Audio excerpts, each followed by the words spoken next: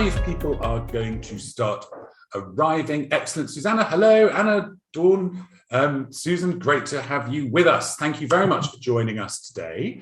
I was just saying to my brilliant panel here today, we've got 75 people signed up, which is great.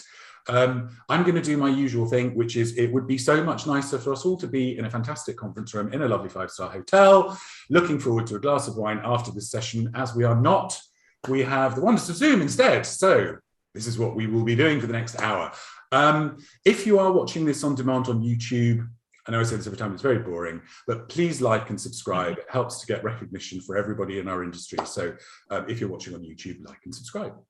For those of you who are joining us live, as I say, there's 75 people coming in, so we'll give it a few more minutes. But thank you all for joining us. The point of this session is just for us to, again, go around the brilliant EuRA members and find out how they're doing, what's happening with mobility, what's happening in individual countries.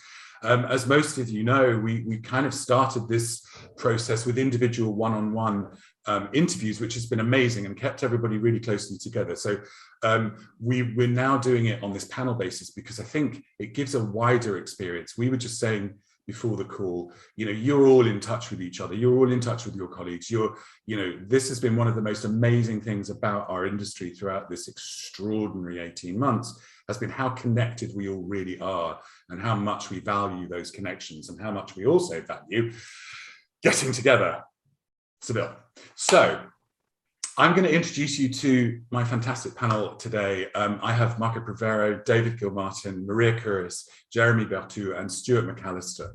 And if I may, I will start just to ask where you are right now. Can I start with you, Stuart? Where are you sitting? Apart from in your office, which I can see. I'm at home, actually. Oh, you're at home. Yeah, we are, as a business, we're doing extremely well. 2020 was our best year ever, albeit only 1% up year on year. So we were sat there in May, June of last year going, ooh, it's all looking a bit, we went down to about a third of what we would normally expect for that time of year. But we had dialogue with various RMCs and partners, and they said, well, things look like they're going to pick up again, and they certainly did. And we were fortunate in that we have a wide diversity of partners and clients, and that whilst, let's say, the largest of our partners, you can guess which one that is, was down by well over 50%, we had other business that was exploding. The Baltic region was particularly blessed in that area. We had one client there when the Baltic states opened up a little bubble of the 3 Baltic states, and people could move freely. That was perfect. It was like it was designed for us. They were allowing people to move from Lithuania to Latvia and so on. That was just one example. I'm sorry. Yeah, I apologize to anybody who's not had the same experience we had, but our region and then, of course, from a COVID point of view, the fact that there was a business trip loophole constantly and has been throughout, where if you're on a business trip, you could not only relocate, but there was no need for quarantine, which obviously meant that we had to implement our own rules in terms of social distancing from the possible COVID carriers that were arriving from abroad. Hey, I mean, our consultants could just as easily have the illness themselves. So we certainly did some social distancing in terms of separate cars, being careful about how we're not going to have consultant, assignee, landlord, and real estate agent in a studio apartment on a home search. Sometimes they just have to stand out in the street and wait. But fundamentally, we've done really, really well. It's such this is what's so fascinating about these conversations, is the experiences that we've had are really different. So, Stuart, you're operating across Baltics, Eastern Europe, the Balkans. What, in terms of where things stand now? I mean, obviously, that's a very large number of different countries that we're talking about, but you're based in Budapest. What's happening? What restrictions are still in place? Virtually nothing. You don't have to wear a mask anywhere. doesn't mean that maybe you shouldn't. So I tend to still break mine out for public transport and things like that, taxis and so on and so forth. We are at 5.8 million people vaccinated, of which 5.5 have had double vaccination from a population of just under 10. 300 cases today, which was about 150 last week, so it's doubled. And sadly, one person passed away. So, but it's still very reasonable. But as we were saying in the prologue before this session, where will we be a month from now when the weather starts to get a little cooler? I hope I don't experience the same thing where as I said, I was sitting in a bar on the first week of October, wondering if that would be my last until the spring, and it was. Yeah, it's very interesting. Thank you, Stuart. Great to catch up. Marco, can I come to you? Great to have you with us. Thank you, Marco. You're in the UK. Are you in London right now? I am in London. Thank you for having me. I'm delighted to participate. This is my first one, so I'm very happy to be here. I am in London. I'm in our offices currently. I'm in a meeting room called North and South. All of our meeting rooms are named after a British novel, and this one is it's a strange background for North and South because it's completely unrelated to the novel. But nevertheless, I am in London, and I'm in the office. Yeah. And so, yeah, I was in London a couple of weeks back, and just to chime in with what Stuart was saying about wearing a mask in a taxi, I noticed London cabs, it's kind of your choice. Uber, you have to sign an agreement. So what's happening in London? How does it feel? It feels like slowly we're getting back to normal life. I mean, there are some restrictions still imposed on tubes and buses. Some restrictions that you feel you have to wear a mask in some public places like supermarkets, but generally people are back out on the street. I was out yesterday actually in Soho, and it was very busy. Theaters are open again. Life really has got back to what it was before. One feels, although COVID is still present. I mean, at the moment, although the UK has vaccinated, I think 88% of people have had their first doses, which is a huge number of people, and nearly 80% now have had their second doses. They've asked 16 and 17-year-olds for vaccines now as well. Schools are restarting very, very soon as well. We're still averaging about 35,000 daily cases of COVID. COVID deaths are nearly up to about 1,000 a week on average now, but it's certainly talked significantly less than it was at the height of the pandemic, even though numbers are generally sometimes higher than they were then. So it's there's a lot of it's a strange world to be experiencing. There's a lot of there's real dissonance between the facts as we know them. People are dying, people are getting infected, there are restrictions in place in day-to-day life, and the fact is we're experiencing them, and actually it feels quite normal and quite regular at the moment. Can I ask a question? Because again, when I was in London, we all have access in the UK, and Jeremy, I'm going to come on to talk to you about this in a moment because I know it's a big thing in France.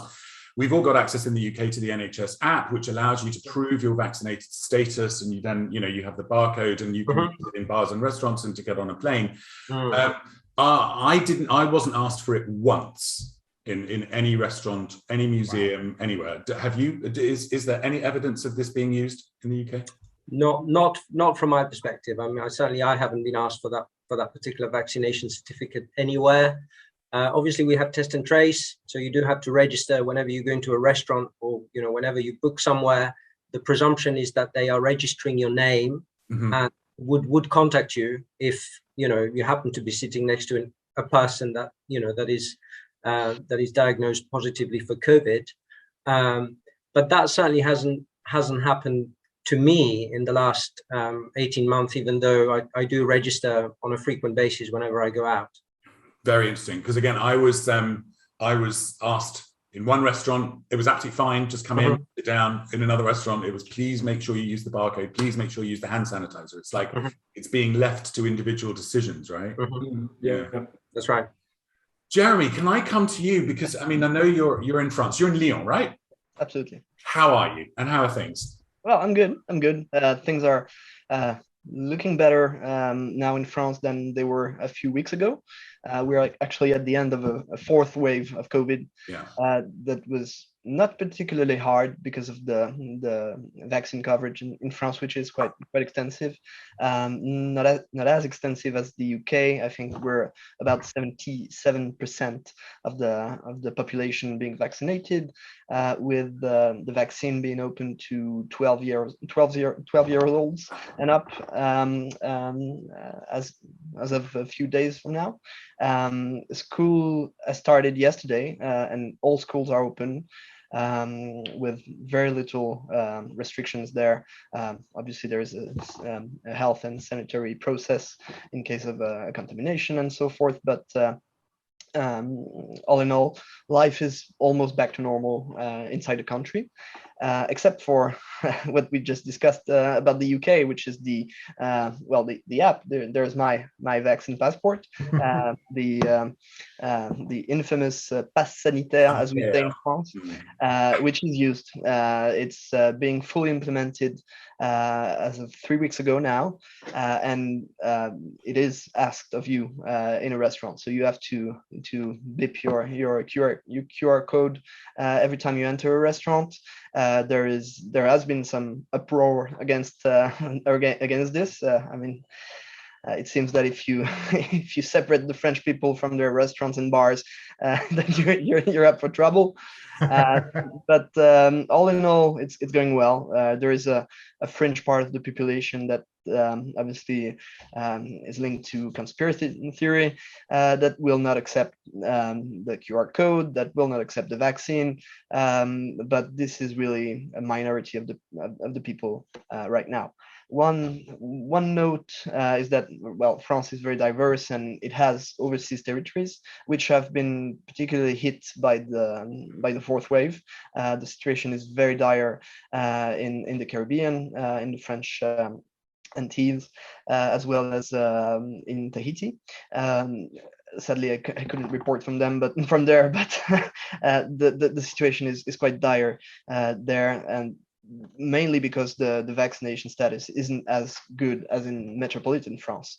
So really, if there's ever a need for an example that vaccines do work, there you have it in France. And apart from that, the situation is quite normal. We're still working partially from home. I'm currently at the office, as is most of our team, and most of the restrictions have been lifted at the moment, except for some border restrictions. But perhaps that's a conversation that we'll carry on. Maria and David talk about their respective countries. Thank you. Natalie Crivello's just put in the chat box that she was in France, and there she was asked everywhere for the pass sanitaire.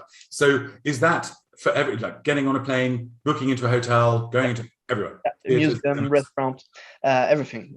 Basically, the mask is mandatory inside, not mandatory outside. And the pass sanitaire is absolutely mandatory for any indoor activities, going to the cinema, going to the theater, going anywhere that's closed, basically. I'll come back to that, because I'm absolutely fascinated by the kind of the intercultural aspect of this, that, for example, we have this same technology in the UK, but for some reason our government is very, very unwilling to implement it. That in France, I know there were big protests about the implementation of the pass sanitaire. It's fascinating. We'll come back. David, how are you? Great to see you. Thank you very much for being here. You are back in Russia. I'm back in Moscow, yeah. So I've been back since the end of May. And where were you? It's a fascinating story. I was in Ho Chi Minh. My partner is a principal in a school in Ho Chi Minh. And as I was working from home here, I figured I could work from home just as well there, with a slight time zone difference. Unfortunately, my visa expired at the end of May, and at that stage, the Vietnamese government were not renewing visas, and they were encouraging people to leave. Right. And they've since got into lockdown, so it turns out the timing was good from my point of view. And this is a very hard lockdown in Vietnam, right? Yeah, you're not allowed to leave the apartment. There's barbed wire in the streets. Your food is being delivered. You submit a shopping list and you get something that resembles what you asked for. The army is doing the shopping. It's quite strict. My partner hasn't left her apartment in 6 weeks now. Wow. That, I mean, again, when you look at the kind of emotional toll that this takes, that kind of isolation is not what human beings are built for.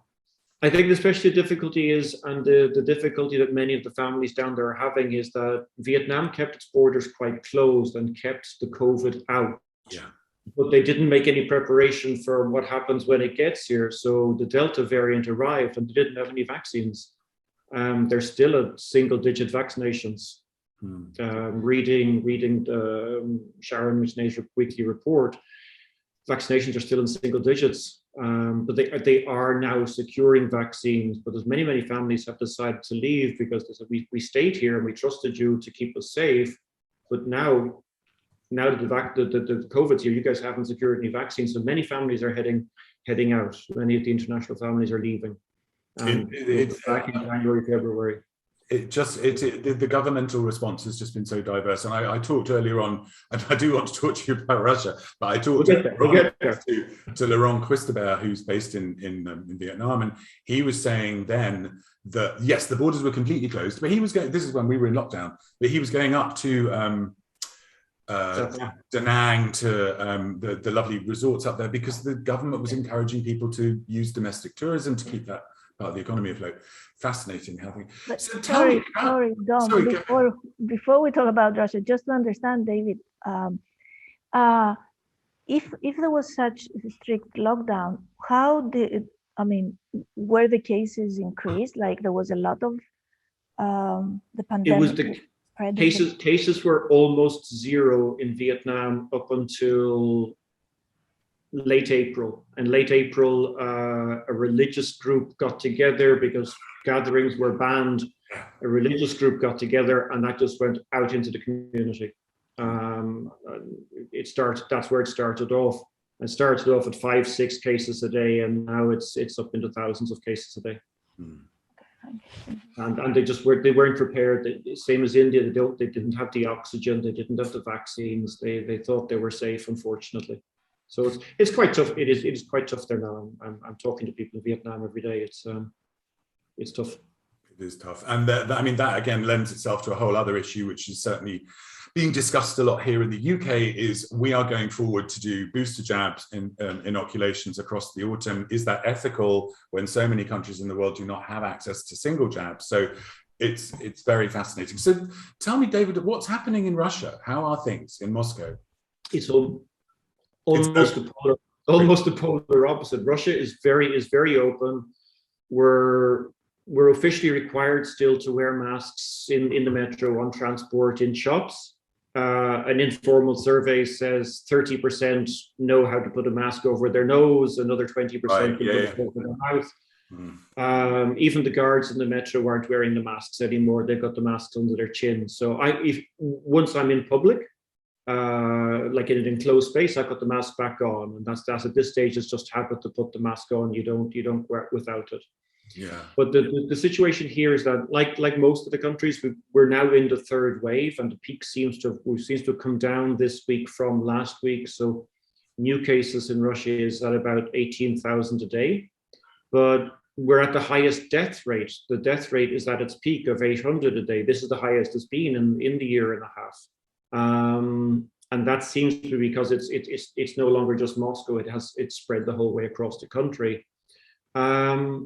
Fully vaccinated 21%, first dose 30%, and a mass misinformation in terms of just people just don't want to get it. You meet people that I have natural immunity to it. How do you've had it? No, I have natural immunity. Okay. BS people believe. Yeah. I met a young guy who's like a sportsman. He goes, yeah, everyone knows that sportsmen shouldn't take the vaccine because it'll hurt them, which is what British footballers now believe as well. Is this the same stuff that they're spouting because they're not getting vaccinated? But no, the government here introduced a similar system, the passport system, in the middle of the European football back in June.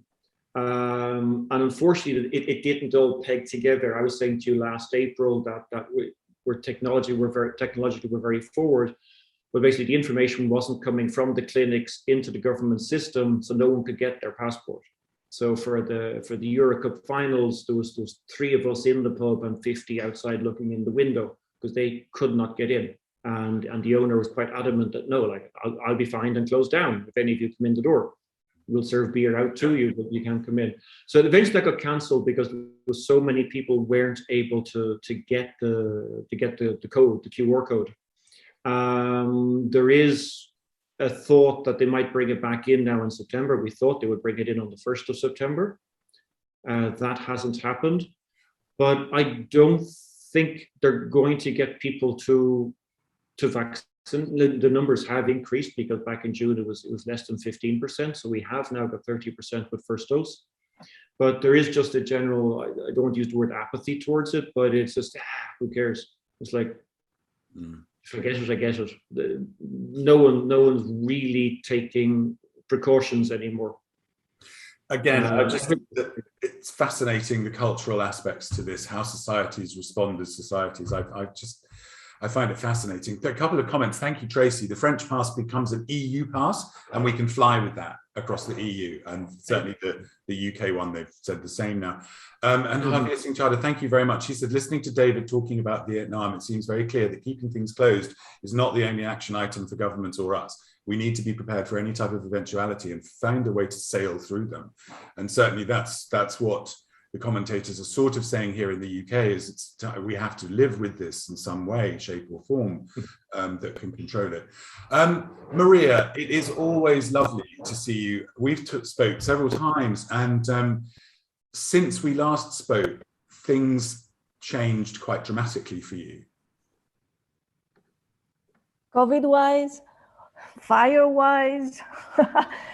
Yeah, thank you, Dom. Yes, we had a very interesting, challenging August because I'm sure you've read in the news that we had fires in Greece. It is, we do experience fires every year, but this year was the numbers of areas that were burned, it was very, it exceeded all the past numbers.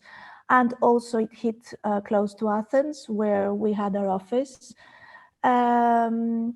So it was a challenging August. But shall I speak to you about COVID?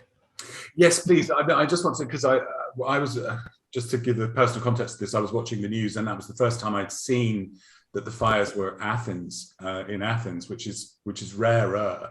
But they were actually right to the boundary of your house, right? Yes, Dom, we did have a very worse experience than the one we had this year. That's why I'm not speaking a lot about this. 2 years ago, the area that was burned was not big. It was close to Athens, but there was so many mistakes happened from the people who were organizing it. And we had 100 casualties, 100 people living in Athens, 100 people traveling around that area that they were forced to go to the fire and they were burned. So it was a big national drama. So this year, because we had no human casualties, if you can compare, that's why we lessons were learned, I guess. Lessons were learned, which is, I'm very, very pleased that you're safe. So tell me what's happening in Greece with COVID? Because again, the last time we've spoken about the impact on travel, but particularly on tourism. Thank you, Dom. Yes, that is the thing. It's very interesting what my other co-speakers were saying. By the way, I want to say a big thank you. It's the first time I am within 5 men. It's the first time I'm the only woman.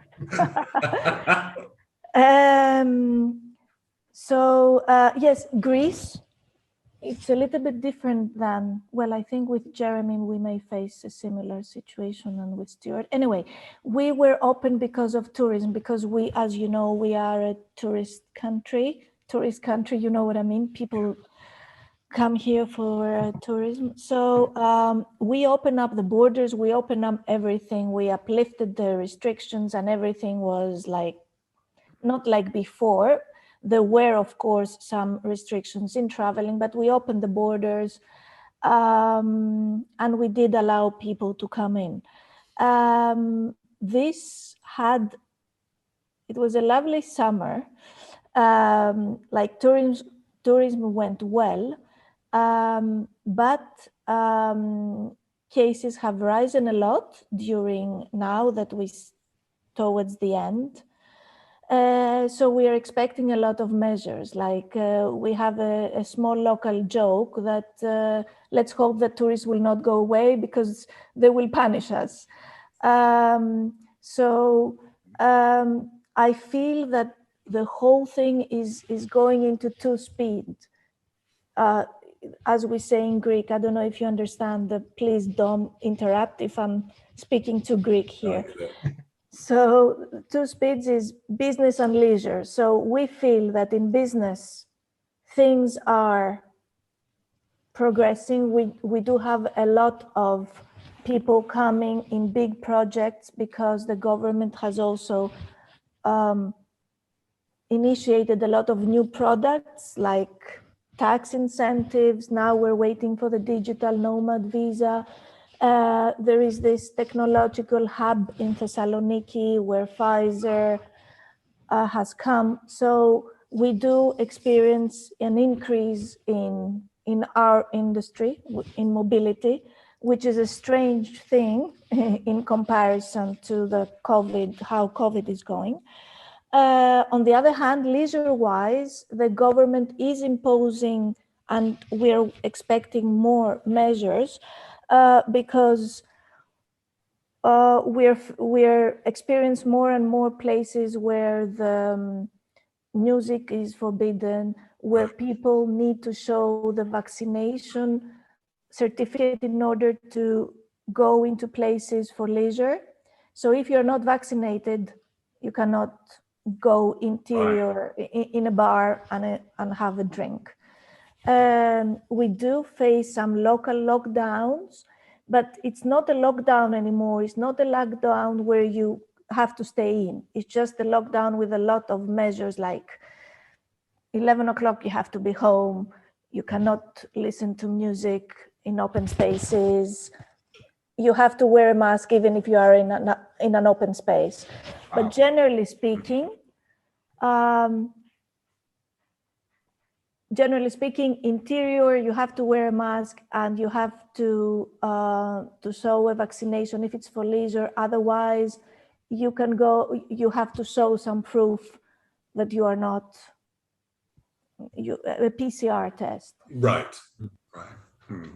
And so does that mean that the take-up of the vaccines has been quite high in Greece? Has that pushed people into being vaccinated? That is the thing. The government is trying to promote the vaccination, and that is why there is some measures which are a little, they're being discussed. Like if you go into a bar, why I have a vaccination certificate. Why can I enjoy a drink, but I may have the virus and not know it because a PCR is not asked or a self-test is not asked. And why you who are not vaccinated, you cannot come inside with a PCR test. So I think that we are in a sort of a transition period, if I can say. Mm-hmm. So yes, the government is trying to promote the vaccination because also schools are opening. There is a lot of teachers who are not vaccinated. There's a lot of, there were some measures about the doctors now that only vaccinated doctors can be in public hospitals taking care of COVID cases, mm-hmm. which this also made a sort of internal battle of discussion.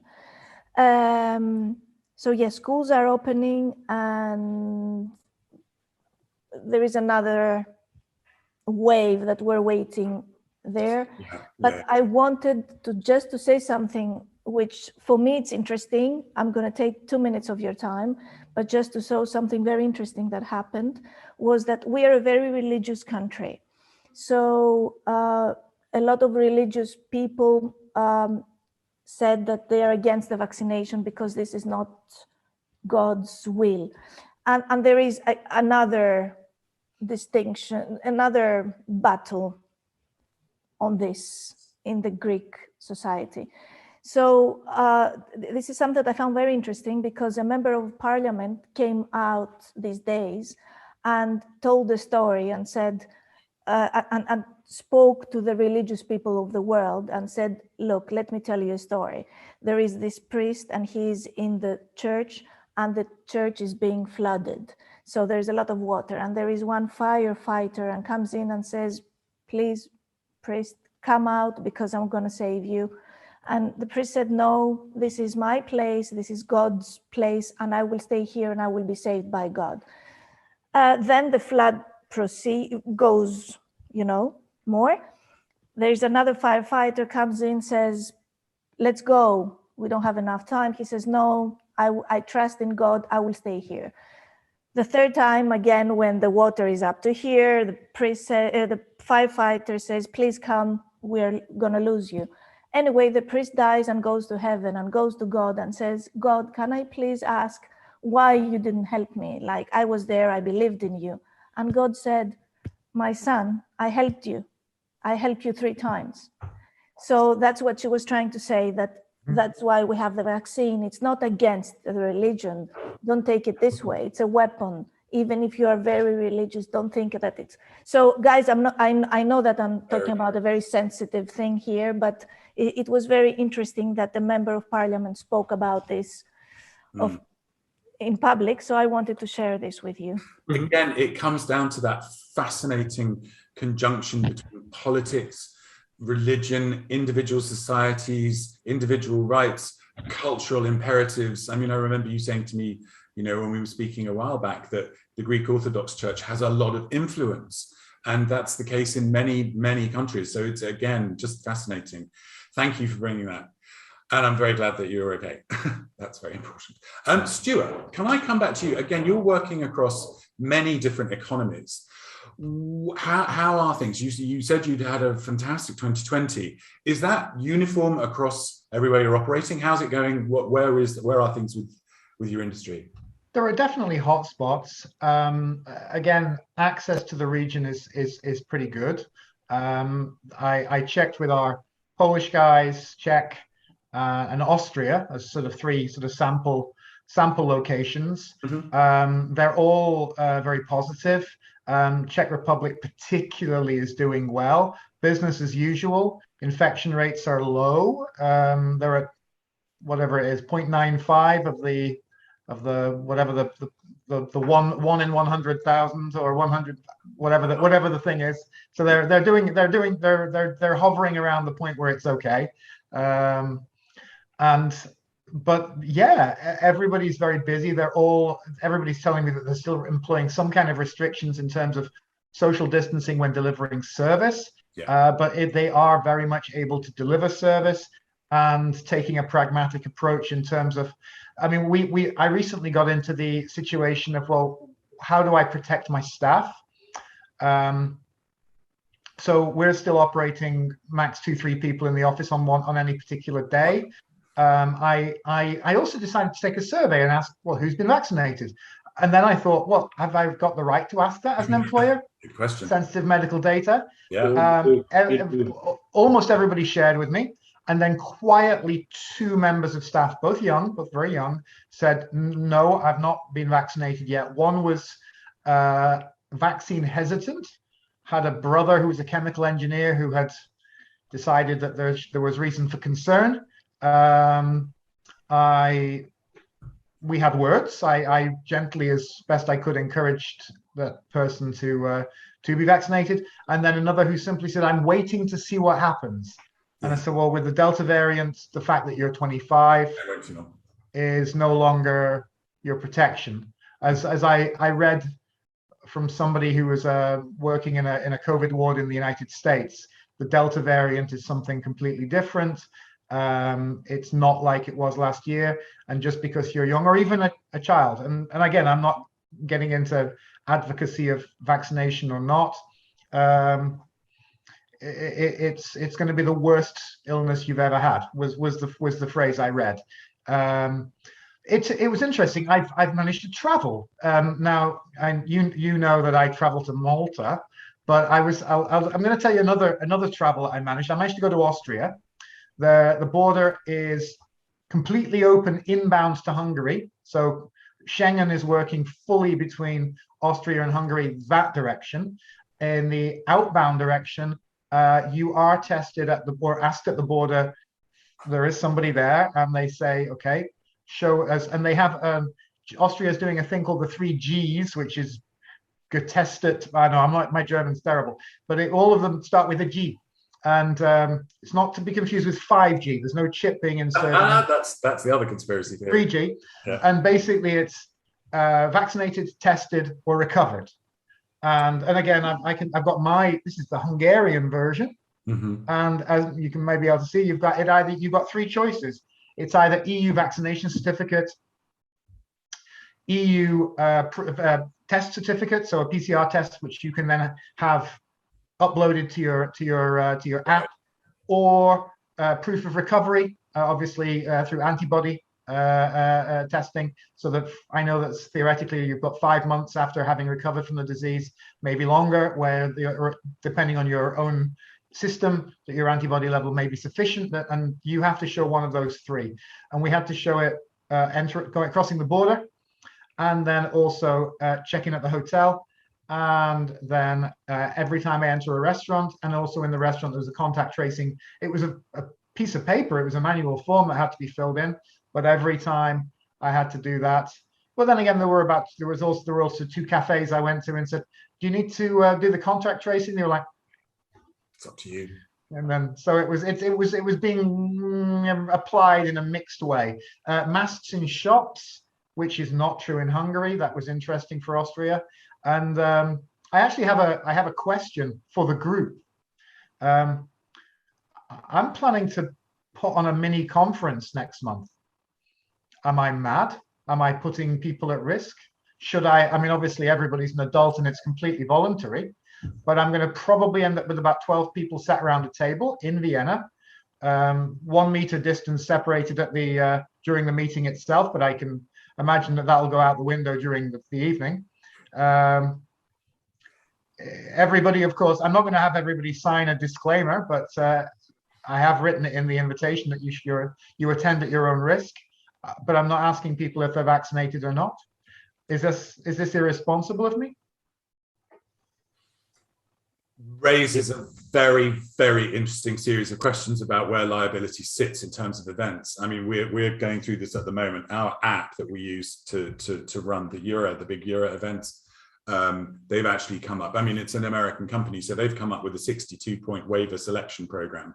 So you can go, I want this, I want this, I want this, I want this. And it ranges from, I solemnly swear I am double vaxxed, to I give no liability, I have no liability against the organization. In normal circumstances, what we would do as an organization is go to the mini RAV guy who works on international conferences every other day and say, what are other people doing? But of course, nothing's going on. So no one knows. It's a wild west out there, Stuart. Mm. So I like the idea of this three version. So I felt that Austria was putting a program in place that was doing its job for me. And the hotel was willing to give total flexibility, including considering, ironically, Maria, that COVID if COVID restrictions meant that they had to close at last minute, it would be an act of God, and therefore I get my money back. Right. Likewise, well, obviously, those people who were driving, then there's no additional problem there. But those with flights, they are fully flexible as well, it seems, or at least in terms of getting a voucher. So it seems at the moment that we're able to go ahead, or at least take the financial risk.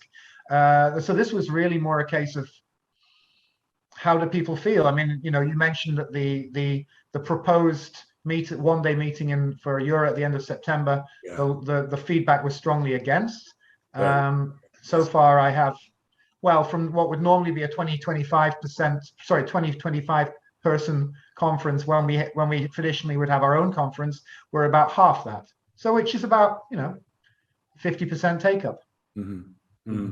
It's some interesting things through the chat. Thank you, Melissa. Thank you for sharing. Maria, it was a very interesting way of looking at the religion argument with regard to the vaccine. And Javier says the same. Thank you for the analogy about the politician.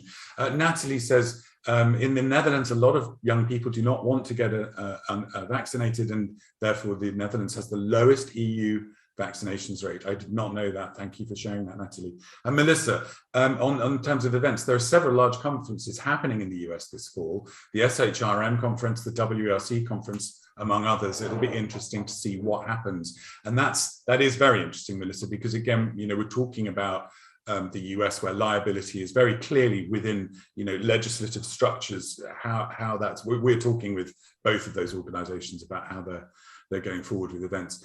Marco, in London, are you seeing the pent-up demand being released? Are people now freely moving, and what's happening?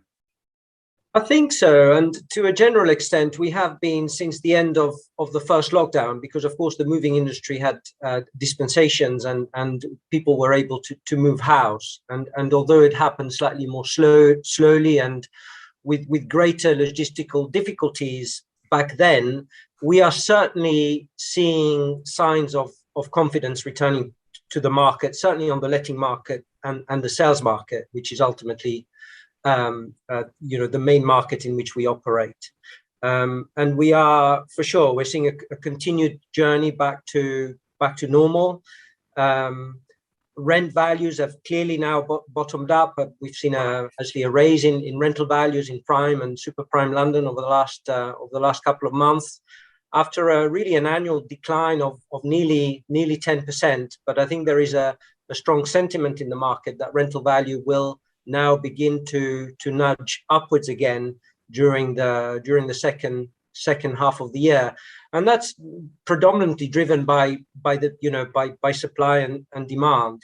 Supply is still much tighter than demand at the moment, because, as you've mentioned, Dom, there's been a lot of pent-up demand driven by the pandemic, and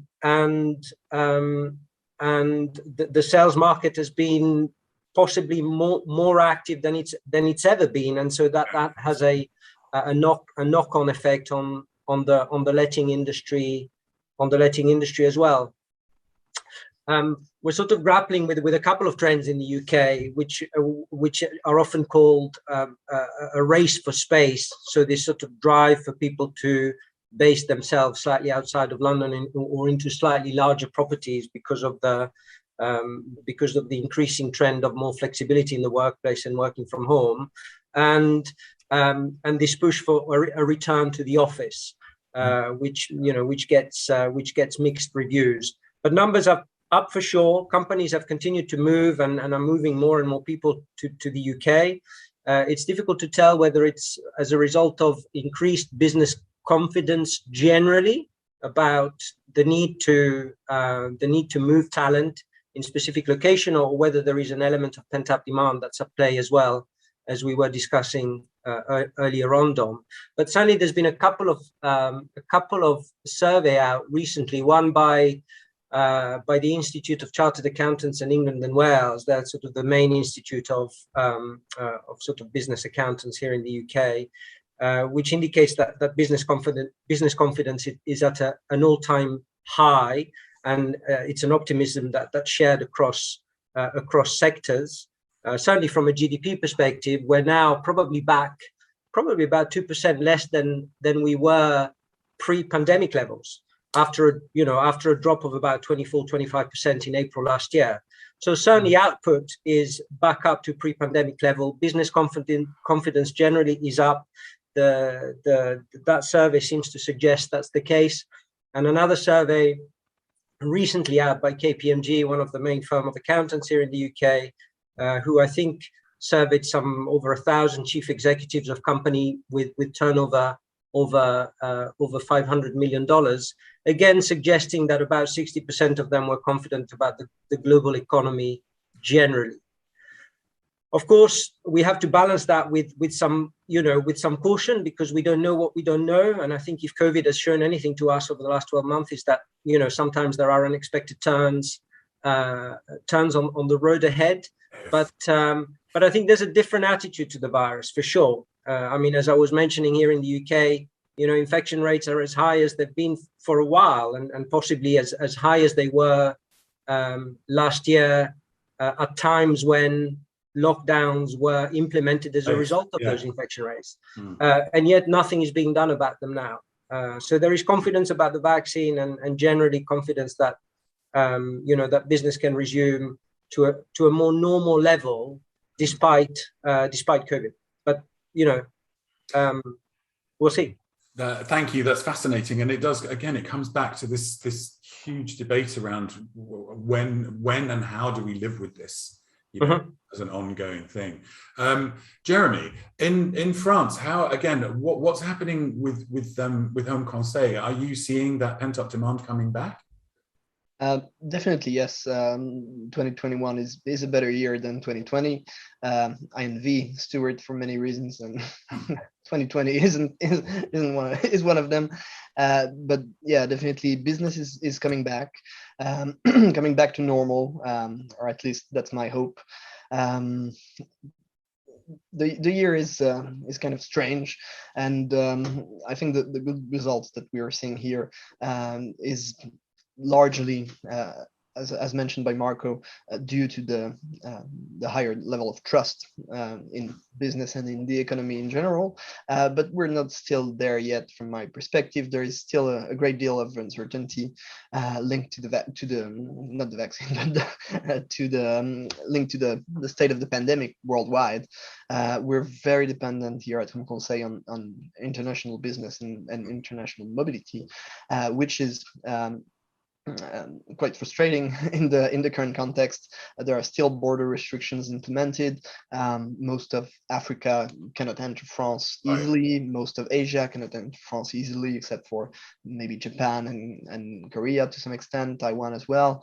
Australia and New Zealand is able to join, but yeah, so South America, you can't really enter France, and the same goes around the other way around. So this really uncertainty is what's holding us from having a really good year, and from having all that pent up demand being serviced or catered for at the moment. Hopefully it will get better as the vaccine situation continues to get better everywhere in the world, but obviously there's a wild difference in how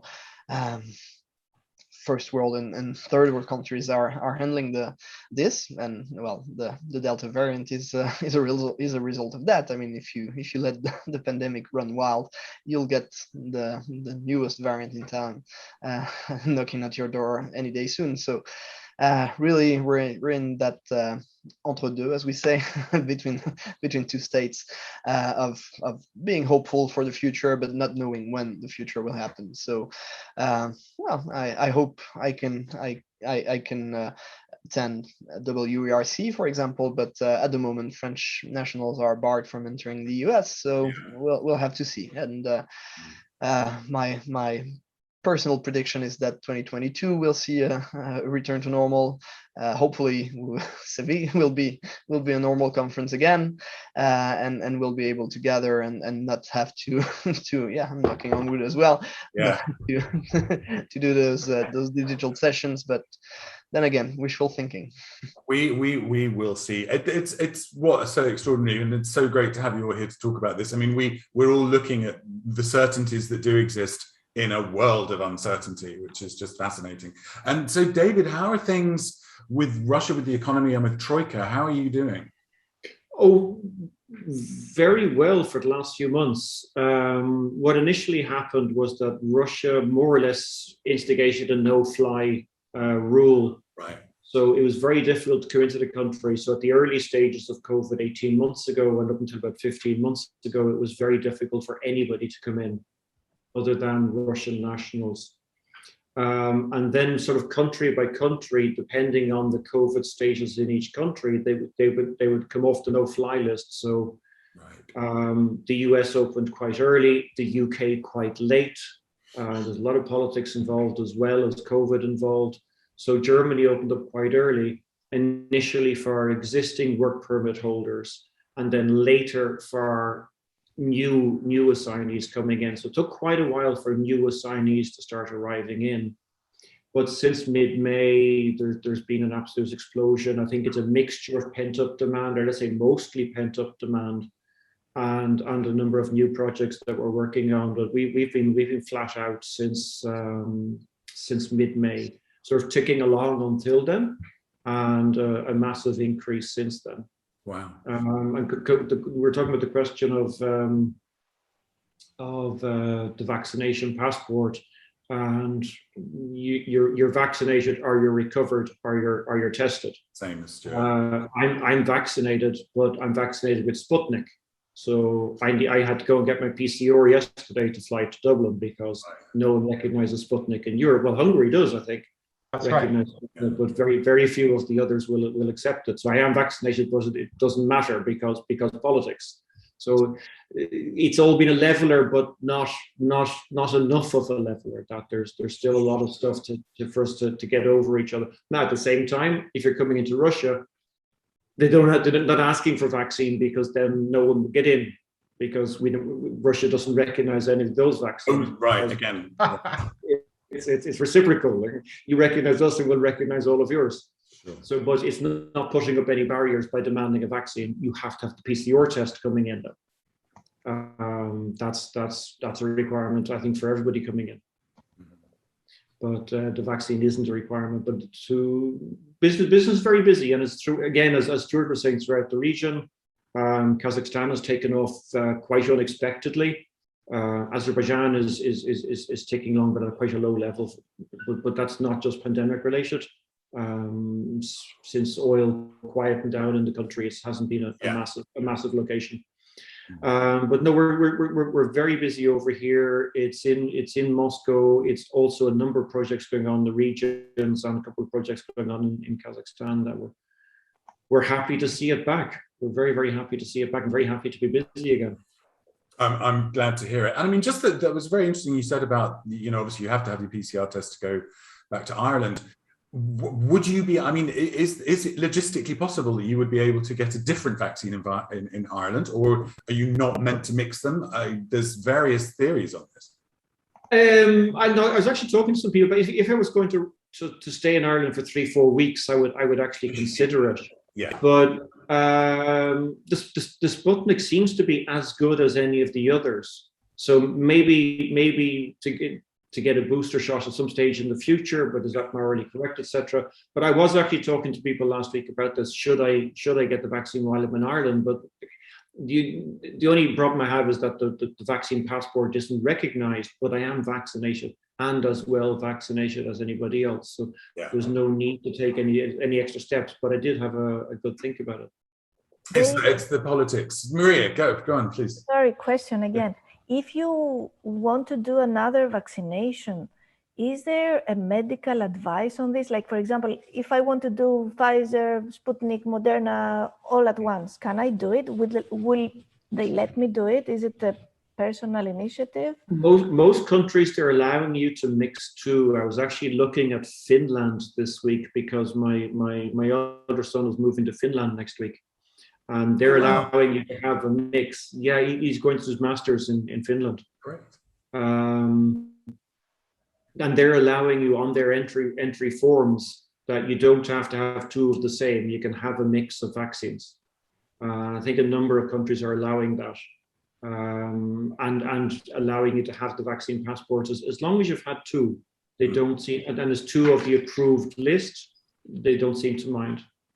And Marco, I read a couple of things here saying that when they roll out the booster program, that they're actually sort of advising that you get a different booster to the one that you had before, that there may be a greater increase in resistance. pass, and I would advise anyone to sort of seek medical advice on that. NHS I have no idea. No, that's not true. But I'm sure guidance would be provided. I've heard here in the UK as well that you can get if you get the first one is a Pfizer, you can get the second one as AstraZeneca if no Pfizer is available. But I think the recommendation is to get both the same. Yeah.